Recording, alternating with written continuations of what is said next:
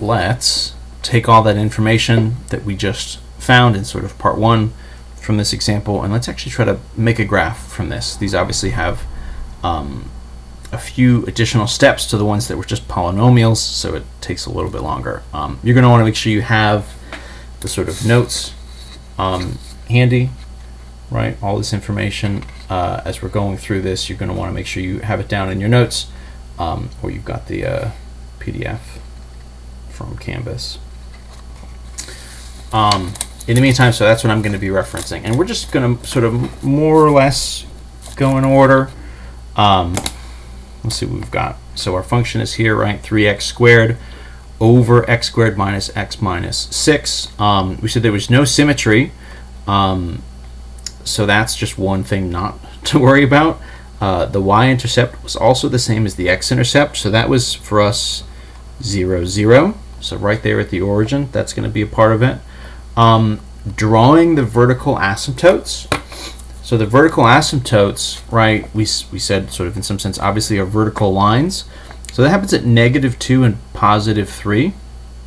And so what we're going to do to notate that, because it's the whole idea is that you don't have a function value at those coordinates, right? The idea is the function kind of shoots off to space when we get these asymptotes. So at -2 and +3, what we're going to do is we're going to mark a dotted vertical line.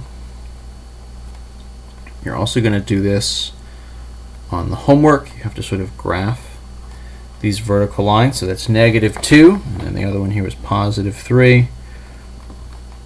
It's showing up okay? Yeah. So we use this dotted line, so just to sort of indicate, this is, again, it's almost like a little magnetic force field, so it's sort of a do not cross line. So our graphs are going to sort of go up towards those lines, but they're going to sort of get forced away from it. And then the question is, so either on the left and the right, are they getting sort of forced up or down? We'll have to sort of see. We'll have to put it all together. So by itself, that's sort of all we know. The other asymptote we have, so we have a horizontal asymptote at y equals 3. I'll sort of also mark that in here. So that's going to be right at +3 in the y value. So we're going to have a horizontal line. So we'll do another dotted line. But this one, right, obviously horizontal going left and right. So this kind of breaks up our whole function into, in some sense, I guess, 1, 2, 3, 4, 5, 6 kind of blocks. We're either going to be sort of operating sort of kind of up and above, all of these different things. We're going to put it together. One thing about the horizontal asymptote is that it only affects the end behavior. It only affects what's going on with our graph out here on the edges. We sort of can, and I think will, cross through it, sort of within the middle of the graph. That can happen and is totally fine. Let's just sort of plot as best we can these other values that we found. So this sort of was step 6. We sort of made that table, right? The asymptotes are on here. The horizontal asymptote is on here. The x-intercept is on here. Let's put these other values on. So -3, the value was 4.5. So that's back here. So 1, 2, 3, kind of 4.5. We're going to do these as sort of rough values. At -1, we're at -3/4. So that's kind of somewhere around here. At +1, we're at -1/2. So those are kind of similar but slightly different coordinates to each other.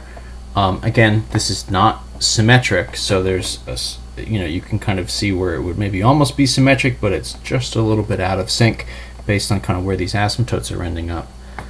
And then the last point we said was 4 and then +8. So 1, 2, 3, 4. This is 3, 4, 5, 6, 7. +8 is kind of up here. This is sort of a little bit off the graph. I don't really love drawing it there, but we'll sort of make do with what we've got. And so, believe it or not, this is going to be enough information to sort of draw this graph. It seems like this is just a handful of dots. That, if you tried to just connect the dots, you really wouldn't have much of a pattern here. But what's going on is, right, between a couple things. So we're not going to cross these vertical asymptotes. We know our end behavior. Why don't we sort of take this just maybe from left to the right? So the end behavior here we know is supposed to be leveling out towards this horizontal asymptote, right? This is our horizontal asymptote at y equals 3. This is our vertical at x equals -2. There's too much stuff going on here.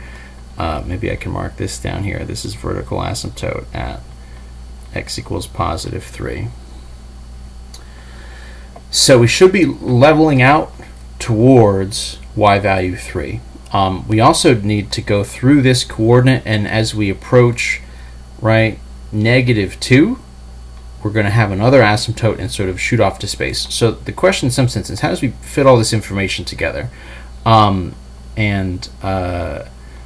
What we're going to ask ourselves here is, well, if this is a positive value, you know, I can't, as I approach -2, I can't go and jump and cross down, because I would cross the x-axis, and that's just not happening, right? We would have found the x-intercept there. So kind of by default, this coordinate, it has to be something that heads and sort of forces us to go up towards positive infinity as we go towards -2 from the left. For this horizontal asymptote, if we're sort of up above it, then what sort of probably is happening is that we're coming down towards it from above. So we get this kind of a curve coming towards y equals 3 and coming towards x equals -2, and sort of being forced into this particular position. So sort of down out to here, and then this is sort of forced to go up. It can't turn and go down because it would cross the axis, and we just don't have a coordinate there.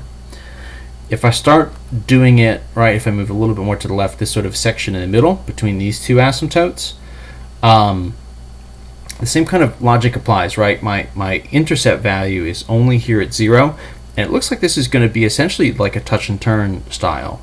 That, in some sense, right, we said we weren't counting multiplicity here, but if you recall, that came from an x squared, so there is a little bit of a connection to our polynomial work. So this looks like it's going to kind of go up, come back down. And then as far as these asymptotes, well, if we're in the negatives and we're below the axis, we're not going to turn and shoot up, because again, we have another x-intercept sort of here and here. So the only really pattern that makes sense for us is for both of these to be headed down, right? The expectation here is they're sort of turning and heading downwards. We're trying to draw these curves again sort of as smoothly as we can. It's not perfect, that's okay. We're kind of drawing it to the best that we're able. Last but not least, up here in the corner we have sort of a matching behavior to this. We're just a little bit kind of up and outside.